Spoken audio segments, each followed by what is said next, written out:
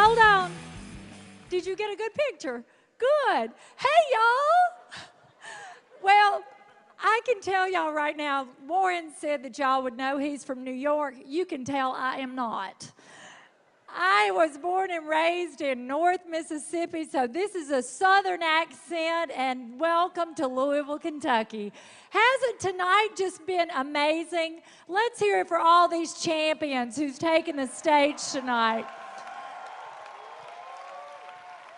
I have been sitting backstage, and I am just honored to be in the presence of so many champions here tonight, and that's what we're talking about. But you know what? I am standing here looking at a room full of champions. I want you to go ahead and give yourselves a hand clap right now, because you are champions, or you would not be in this room right now. Because let me tell you this, champions are not magically blessed or dramatically different. They have simply decided to put to work in their life a different set of skills. You could have decided not to be here tonight, but because you are a champion, you are here. You are here to learn and to grow, and you are in the greatest business in the world, right? You are the greatest business in the world, with the greatest people, the greatest leadership, the greatest products. Tonight, I'm just going to share a few ideas with you from the bottom of my heart that I'm going to share with you, and I hope that you will go back and put them to work into your life and to share them with others. You've learned so many great things already tonight. And this whole weekend, you're going to have so many ideas. And I learned something from one of my mentors years ago that I'm going to share with you that I hope that you will implement into your life. I learned it from a man named Jim Rohn. And I know that many of you may know the teachings of Jim Rohn, but he says we need to study, we need to practice, and we need to teach.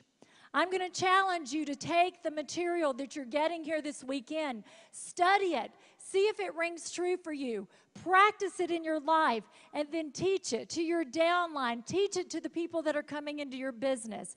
And in that, you will begin to nurture and build champions. Okay, before we get into that information, I have to give y'all a little history of where I come from. I was born and raised at Route 3, Box 89, Eupora, Mississippi. My parents are still there on the farm, and I grew up dirt poor. Does anybody know what that is other than me? Thank you. All right. Y'all, Mom and Daddy are still on the farm, and my daddy has got every car we have ever owned. You can y'all, you can't see it because there's grass around it, but if you cut the grass at Route 3, you will find a car. Now, growing up really, really poor in Mississippi, y'all, this is my biggest dream. There are more people in this room than are in my entire county. And so the fact that I am standing here on this stage is a miracle. Look, if I can do this, y'all can be in Diamond. You can go Diamond in like 2 or 3 months, I promise you. So I grew up in this environment where we didn't talk about champions. I didn't know what a champion was, really. And I thought because I grew up poor, I would always be poor.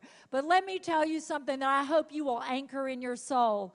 It is not your conditions that determine your destiny. It is your decisions that determine your destiny. And it's a decision that puts you in this room. It is a decision that puts you in this business. It is a decision that will take you on this stage, change your life, and take you to financial freedom. Are you ready to do that? All right. Well, my mother and daddy had a vision of success for me. And if you're from the South, you already know what that was. My mama just wanted me to get married. And y'all, I live so far out in the country, no boy was ever coming after me, so that didn't work out. And so I decided to be the very first person in my family to go to college. And by the grace of God, I got a scholarship. I went to Mississippi State University. And yeah, thank you. Whoever's clapping for Mississippi State. I went to Mississippi State University. First of all, my name is Dale, D-A-L-E. Yes, it is my daddy's name. So when I went over to Mississippi State, I sat down with my advisor. My advisor looked at me and he said, "Young lady, we've got quite a problem." I said, "What is it?" He said, "They've looked at your name and they have put you in the boys' dorm." I went, "Yes! That's fabulous." I said, "That is fabulous." He said, You don't think you're going to stay there, do you? I said, sir, you don't understand. Down that Route 3, my mama has been on her knees before God praying for me a husband, and the odds just went up. I might meet a boy. And he said, well, you're not going to stay in that dorm. And I said, well, you're messing with the will of God now, and that's kind of scary. He said, well, I'm going to have to take my chances with God. So anyway, they took me out of the dorm. Then I had another brilliant idea. I was going to get an education, the first person in my family. But I decided I needed to try to fulfill my mother's dream. So I decided that all the cute boys were in the physical education department, so that's where I went. Why are y'all laughing? You don't even know me yet.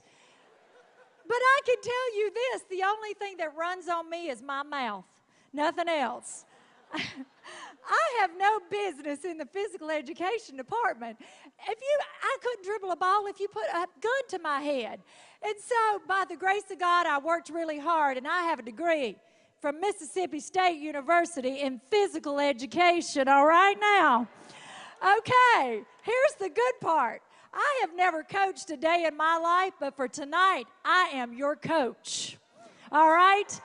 And when I ask you something, you need to humor me a little bit because I don't hear these words often.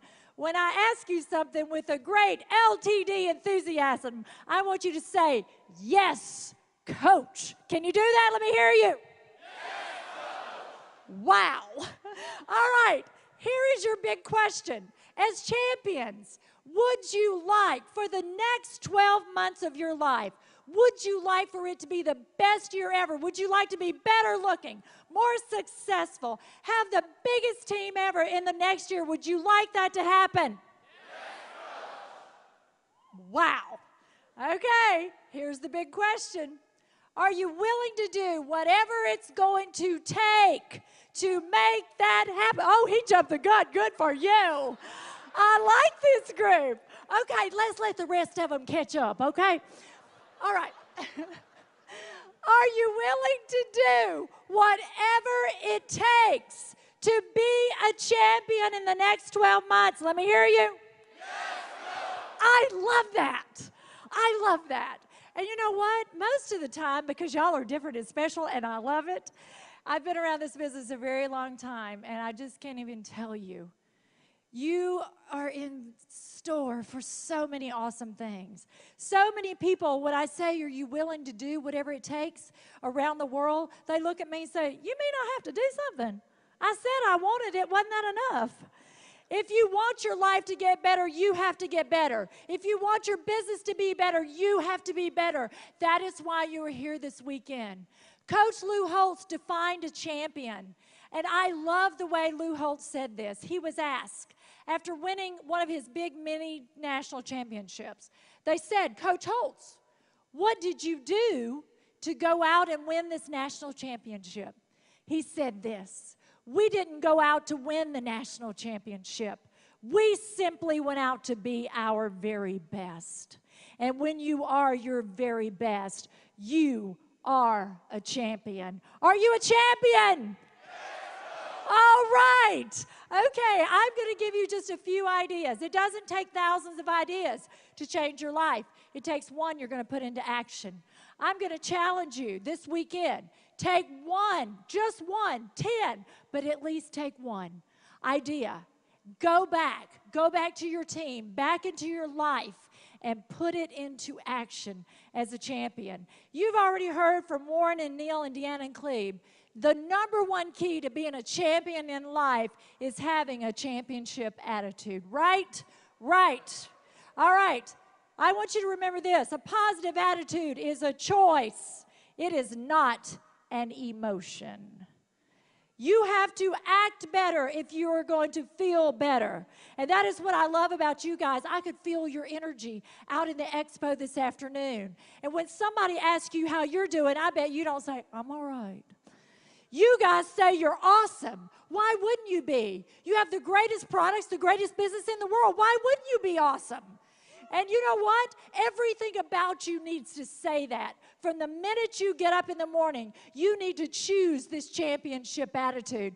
Let me do a little attitude check because I love y'all. Okay, How many of y'all got up this morning, you looked in the mirror and you went, ooh, good morning, gorgeous champion. Anybody? Yeah. See, I love that. And ladies, it's always a man. The men go, well, of course I'm gorgeous. What is wrong with you, right? All right. You know, my son is 25. My son, Nick Thomas, is 25. And when Nick was 2 years old, you know, when we have 2-year-olds, what do we usually say? They're in their what? Terrible twos. And then you wonder why they're terrible. You have just planted that terrible seed. I told Nick Thomas, you were not in your terrible twos. You were in your terrific twos, whether you like it or not. Okay? So every morning when Nick Thomas would get out of bed, he would roll out of bed and he'd growl at me. And he'd put his little fat hands on his little fat hips. And he'd snarl his lip. And I'd look at him with love in my face. And I'd say, good morning, Nick Thomas. You can choose to be happy today.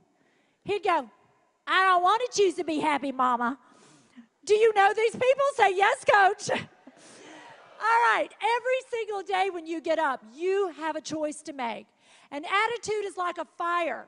I grew up with no central heat and air in my house. We had a fireplace. If you don't put wood on it, it does not burn.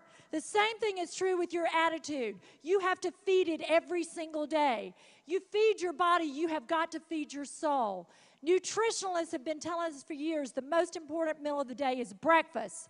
Did you also know that whatever you put into your brain, the first 30 minutes of the day determines your productivity and your attitude for the rest of the day?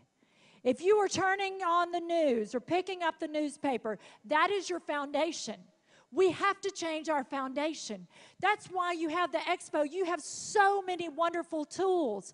That's why we as speakers and teachers and authors, we write books, we do CDs so we can help put this fuel back in your soul. I do a thing called Motivational Monday because so many people complain about Monday. What's your option? Not to have Monday?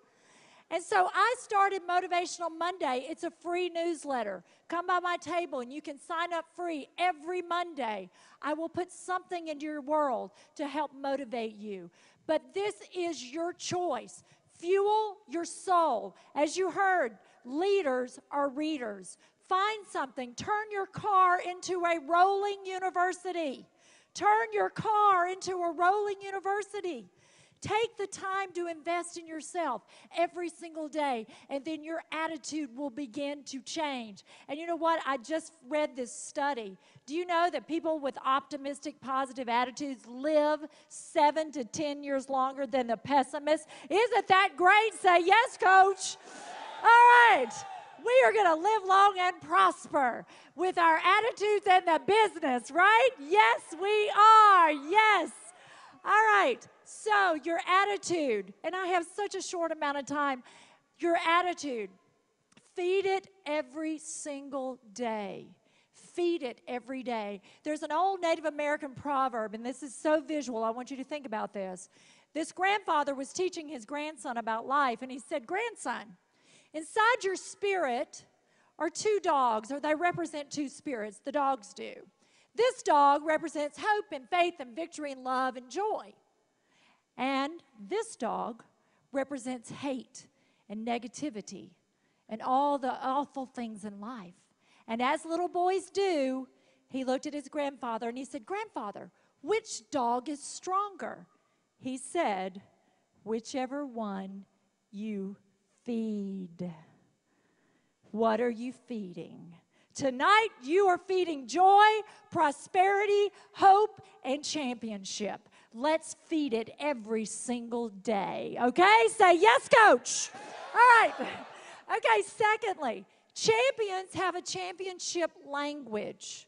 They have a championship vocabulary. Even the Bible says that out of the abundance of your heart, your mouth will speak. Have you ever just listened to people? Just listen to people. If you walk around and listen to what they're saying, let me ask you this. Well, let me say this first. I grew up on a farm, and I believe that every word that you say to yourself, to your downline, to each other, to your family, they are seeds planted out there in the world, and they are going to come up. Let me ask you this.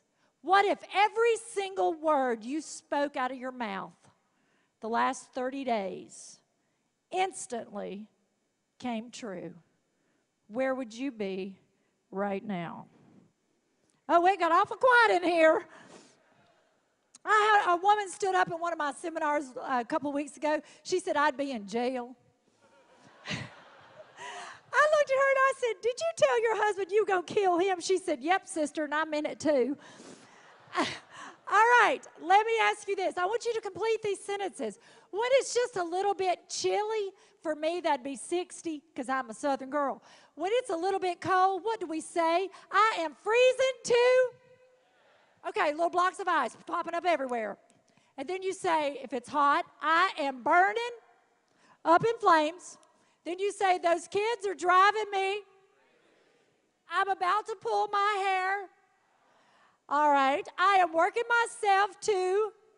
He is just a pain in the neck. Y'all, whatever. I'm going to pray for y'all. But I want you to think about it. Death, death, death, death, death. You know, and as I come on stage, what do most people say? Break a... Right, I want to trip over my cute shoes and break a leg. No. And y'all, I was shopping the other day. That's my sport, just so y'all know. But anyway, that's right. Yes, Coach. But I am watching these two women, and they are watching each other, and they're watching this little girl come out of the dressing room. She's about this big. These women are ticked off. And they acted like she got skinny to make them mad. But anyway, we'll go on. That's another seminar. And so I'm watching these women, and this woman says to this woman, if I never put another bite in my mouth, I won't be that skinny. And her girlfriend says, neither would I, but I'd give my right arm to be that skinny. Hey, she'd be armless, but she'd be skinny. What do you want? I want to know, are you talking about what you do want or what you don't want? We have got to start talking about what we do want. You know what? We can't control our circumstances, but we do control our reaction to them. So I am going to give you some transformational vocabulary to go back into your world. I want you to take it back to your family, to your downline, to your friends, to whoever you come in contact with. And they're going to go, now, where were you last weekend? Where did you learn that? And just in case you forget, I have all of them on a postcard with my picture on it, okay? That's so you'll remember where you got it. And I'm a tired old beauty queen, and we put our pictures on everything. So anyway, we'll go on. I know. I open my mouth, it comes out. Okay, I want you to understand this. Motion creates emotion. I said that a minute ago. In this business, you're going to have to learn to sleep fast, okay? That's what we call that. When we're on limited time, we sleep fast. I want you to think about the last time you were angry with somebody. You were ticked off. Front row, give me a mad face real quick. That was a little too easy, my friend. I don't like that. Okay, let me tell you this. Most of the time, the things that make you mad or tick you off is something that happened like 10 years ago, and you're still dragging it with you. And you're still saying, I cannot believe they said that to me about the business. You know what? Let it go. Let it go. And you know what? Focusing on one episode of anger will depress your immune system for up to 7 hours. What you are thinking about is making you sick. And you know what? Everything in your life is created twice. Think about this. Between your ears and then between your hours. Everything is created twice. You're thinking about it and then you're putting it into action. So here's your new word. The next time somebody's on your last good nerve or you're angry or ticked off and you said, I am so angry, you get your postcard, you remember tonight, remember motion creates emotion, and you look at them. Because here in this business, we do things a new way, with a new spirit. And you look at them and say, you know what? I'm not really angry with you, but I'm extremely disenchanted. Now you try that. You cannot stay mad and be disenchanted. And you know what? There are people that are going to disenchant you. Get over it. Get over it. Okay. How many of you have ever said this? Raise your hand. Don't you tell me a story. That's what my mom would say. All right. How many of you ever said this? I am so nervous. Maybe you're nervous about sharing the business. Maybe you're nervous about talking about the products. If you've ever said it, get your hands in the air all the way up. All the way in the back. Hey, y'all, look.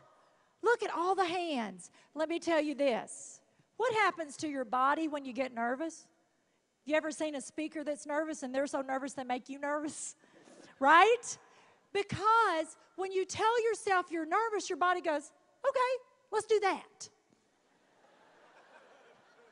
So you're all nervous about sharing the most fabulous products in the world. They're going to be nervous about getting in the business with you because you're so nervous, right? You ready for a new word?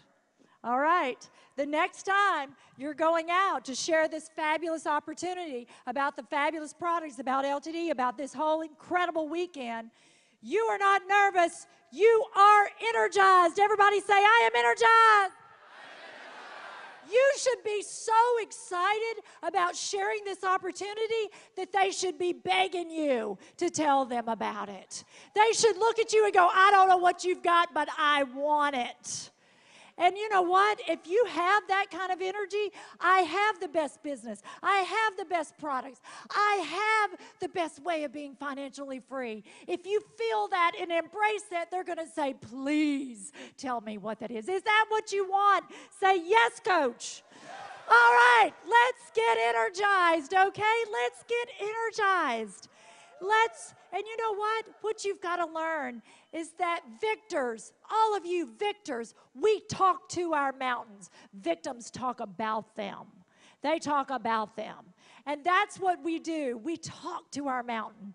And if it's nervousness, we say, we are going to replace it. We are now energized. All right, ready for your next word? Okay, how many of you have said this? And I want the truth. How many of you have said, I am so stressed out? How many? Okay, I heard a 4-year-old say it the other day. Y'all, I looked at this little boy, I said, what did you do, lose your G.I. Joe? He said, no, my mama's stressed out, so I'm stressed out too. Okay, do you think they're not listening? All these little people are listening. People are listening to you when you don't even know it. We have got to change the way we view this and the way we say this. Here is your new word. You are not stressed out. You are blessed out. If you woke up above ground without a chalk line around your body today, you are blessed. You woke up in the United States of America today. You are blessed. You are in Louisville today with LTD, with the greatest business in the world. You are blessed. So let's quit getting stressed out and let's get blessed out. I better get an amen on that one. Thank you. Everybody say, I am blessed out. So when somebody asks you how you're doing tomorrow, you say, I am blessed out. I am blessed and highly favored. I am blessed and I am energized. Okay, here's the next one. How many of you have ever felt like this? And I know that if you're still working a day job and you're working the business and building this future for you and your family, you know, guys, I want to remind you of this. I am so proud of you because even if you're in the business part-time, you're already mentally in full-time. And that's what counts. And that is what counts, and you know where you're going. But there are times in our lives, and I travel all the time doing this in a different city, in a different time zone. I was coming here today going, oh, Lord, what time is it? I don't know what time zone I'm in.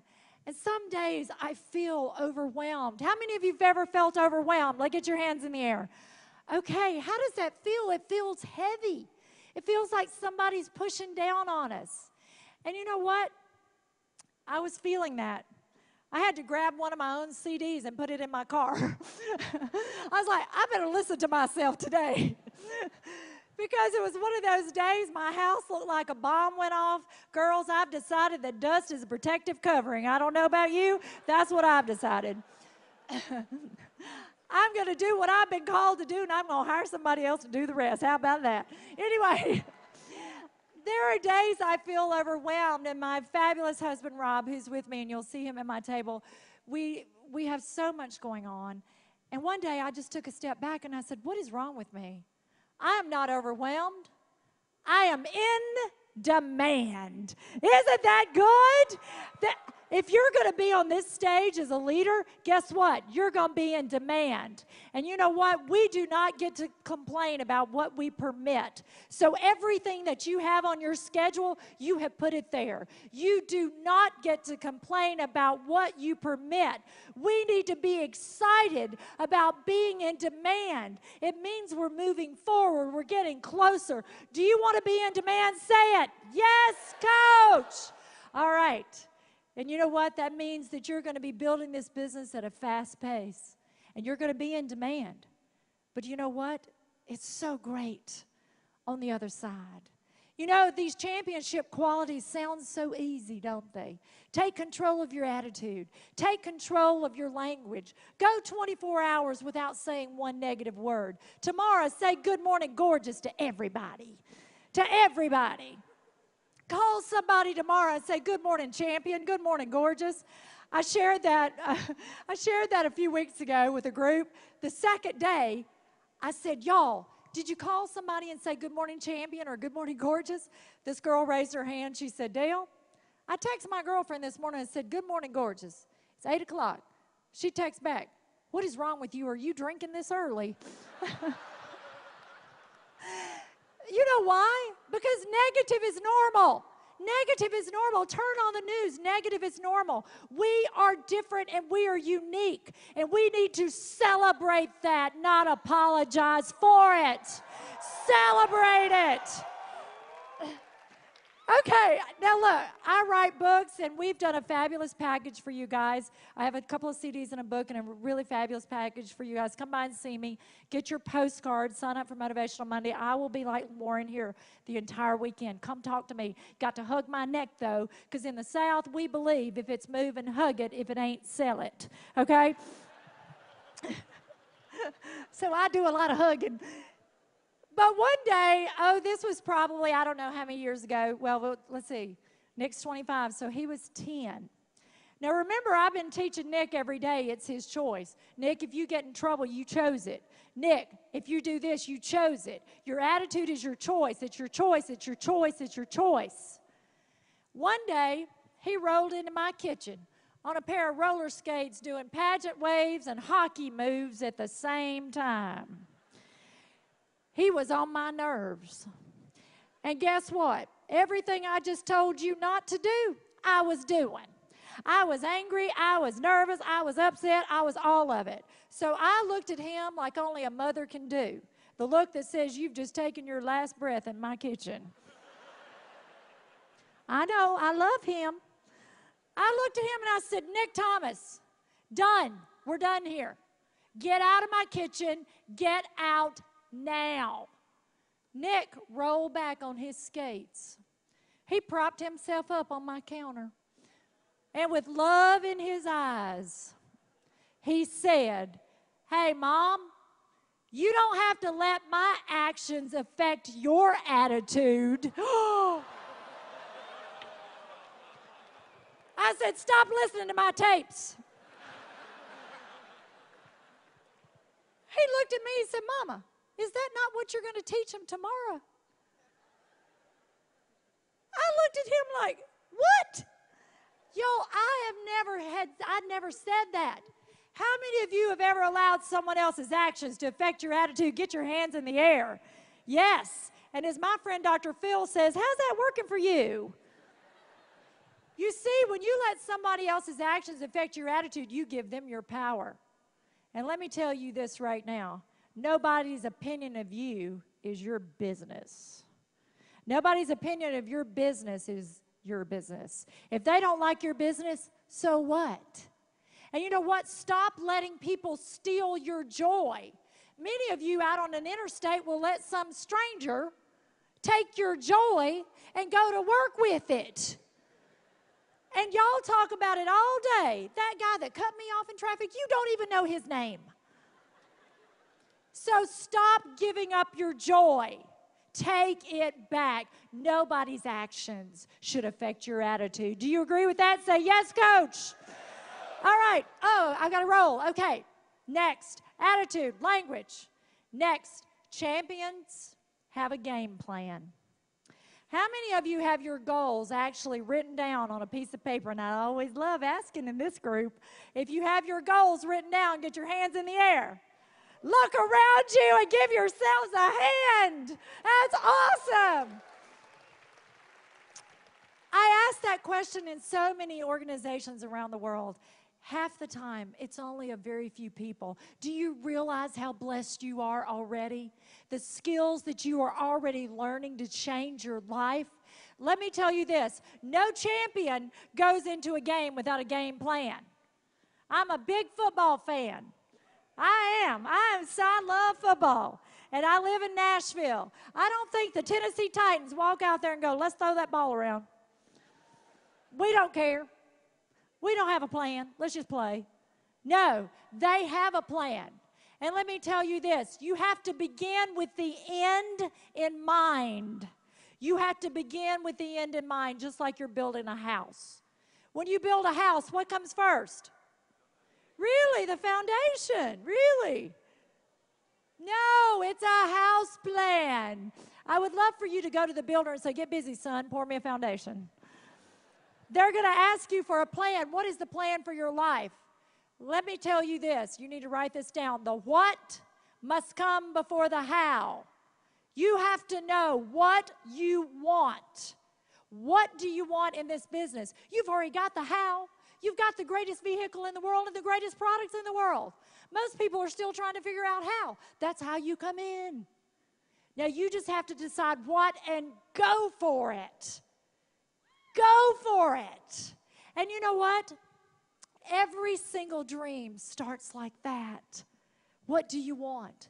I want you to think about this. There's an entire economy in Central Florida and in California based on one man's dream. Who is that? Walt Disney. Can you imagine the day that Walt Disney sat down with the bankers and said, hey, y'all. I don't think he said y'all, but I like it like that. Hey, y'all. I am going to build $1 billion empire based on a mouse and a fairy and 7 dwarfs. Will you help me? And you think you have it tough, really? Well, the day that Epcot Center opened in Florida, Walt Disney had passed away. Roy Disney was still alive. And the reporter ran out to Roy, and he said this must be a really bittersweet day for you. You must be so excited because Walt's dream has come true, but you must be so sad because he didn't get to see it. Without hesitation, Roy Disney looked this reporter in the eye and said, he did see it. That's why you get to see it. Oh, yeah. Do you feel it? Did you feel it? I'm telling you, the spirit of Walt Disney just came through this place. And he is in good company tonight with the dreamers of the world. He's in good company tonight. So what do you want? During the time that Nick was on a roll telling me that his actions didn't have to affect my attitude, I was going through a difficult time in my life, and I was trying to teach Nick how to set goals and dreams. And I had a car that I couldn't afford but that I wanted, and it was just silly, but I wanted it. So I decided to go out and visit my car, okay? I couldn't buy the car, but I could visit my car. We call that dream building. And I would go out there, and I'd get my picture in the car because I needed it on my refrigerator. Well, about that time, I kept saying, Nick, you have to have some goals. You have to have some dreams. He was 10. He came into the house one day so excited. He goes, Mom, I have my goals. Oh, I was so proud. I just knew it was going to say, be nice to your mama. And make A's in school. Not so much. It said dirt bike 100 times. And that is all it said. Have y'all figured this out yet? The kids have got it. The mother of all skill is repetition. You learn how to build this business and share this opportunity. You repeat, repeat, repeat, repeat. That's how champions are born. They repeat. Well, I looked at Nick with a sweet mama look, and I said, you're not getting a dirt bike because I am your mama and I love you. He said, then fine. I'll dream till I'm 18 then. On my last nerve. So one of those days when I was going to visit my Lexus that I couldn't afford, and every time I went to the Lexus dealership, the guy said, hey, can I help you? And I said, I'm here to look at a Lexus. He said, I'm here to sell you one. I said, you missed a little word. I said, look. I said, I don't have a checkbook, but I do have a camera, and I need you to make my picture. And he was like, what? But you know what, y'all? I had to see it. You've got to see it. You've got to see yourself on this stage. You have got to visualize this. You have got to start living this dream now and act like the diamond you want to be. You have to have that diamond spirit coming from within. Champions are built from within, not out here, in here. And then it comes out here. Well, it was one of those days we're at the Lexus dealership, and as we're leaving the Lexus dealership, Nick looks at me, says, hey, Mom, we're going to need to run on by the Honda dealership on our way home. Okay, y'all got that. I didn't. I said, why do we need to go to the Honda dealership? He said, to get my picture on that bike. I said, I've told you you're not getting that bike. He goes, Mom, you don't have that car yet either. What do you say? I had to take him and get the picture made on the bike. I mean, what am I going to say? This is my dream. This can't be yours. I just kept saying, but Nick, you're not getting this till you're 18. He goes, fine. I'm going to dream till I'm 18. So, you know what? That's the last point I'm going to make with you guys. Kids have got it, y'all. They've got courage. And you know what the word no means to Nick Thomas? Ask again. Isn't that what it means to kids? Where have we lost this? We take no as personal. Oh, they tell me no. They don't want to be a part of this. Okay, fine, next, right? We just have to keep asking because the kids have got it. They ask 4 ways, and you need to write this down. Kids ask clearly. They ask clearly for what they want. They don't come in and say, I think I might want. Kids come in and they ask confidently. You need to ask confidently about who you want to be part of your business. You need to ask confidently because that is a magnet to draw people to you. They ask consistently. Kids ask consistently. And then they ask creatively. So let's do that one more time. They ask clearly, confidently, consistently, and creatively. This one came back to get me, I have to tell you. About 6 months after Nick and I had been wandering around the Honda dealership and the Lexus dealership, I was speaking for an event very similar to this down in Memphis, Tennessee.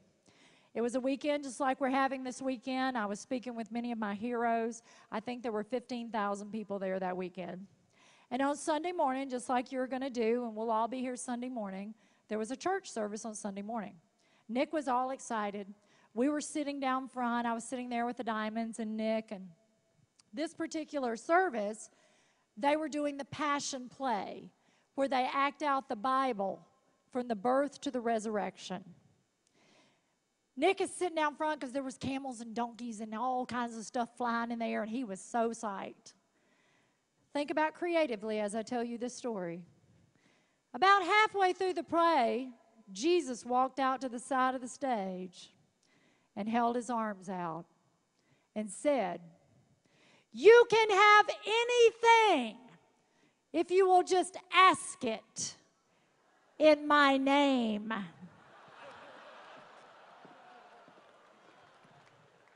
10-year-old Nick Thomas, sitting right where you are, jumped straight to his feet. He threw his arms in the sky, and in a voice loud enough for God in heaven to hear him, he screams to the stage, "Dear Jesus, please let my mama and daddy get me a motorcycle for Christmas.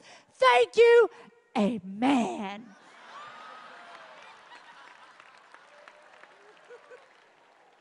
The Diamonds that are sitting next to me looked at me and went, "Oh, you taught him well." I'm like, shh. Okay, I've got him by the collar. You've done it in church. I had him pulling him to the seat. I have now become a ventriloquist because I am threatening death, but I'm smiling. because everybody's looking. And I looked at him and I said, Nick Thomas, you better sit down and be quiet. He looked at me without missing a beat. He goes, Mama, Jesus said anything.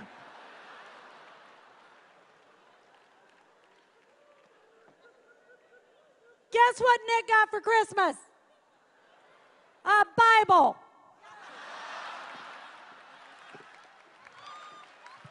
No! What am I going to say? Jesus can't come through either? 25-year-old Nick Thomas is a race car driver. He's in a little sport called drifting. Do you know this? Yes! Nick drove the amateur circuit for the last 2 years. You have to compete in the amateur circuit to get so many points to get to Formula Drift, to get a license. Last fall, Nick was on the amateur circuit, missed going to Formula D by 1 point because his car went down the last 3 races. What I didn't know is that last November, Nick Thomas put a petition together with all of his video and all of his stats, and he petitioned Formula Drift. They didn't respond, so he sent it again in January and said, you are a professional organization. I feel like it would be professional if you would say yes or no. He got an email back and said, Nick, we're so sorry. We didn't see your packet until right now. Welcome to Formula D.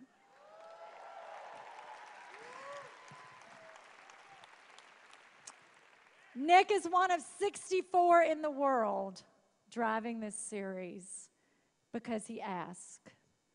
Nick is no different than any one of you. What are you going to ask for?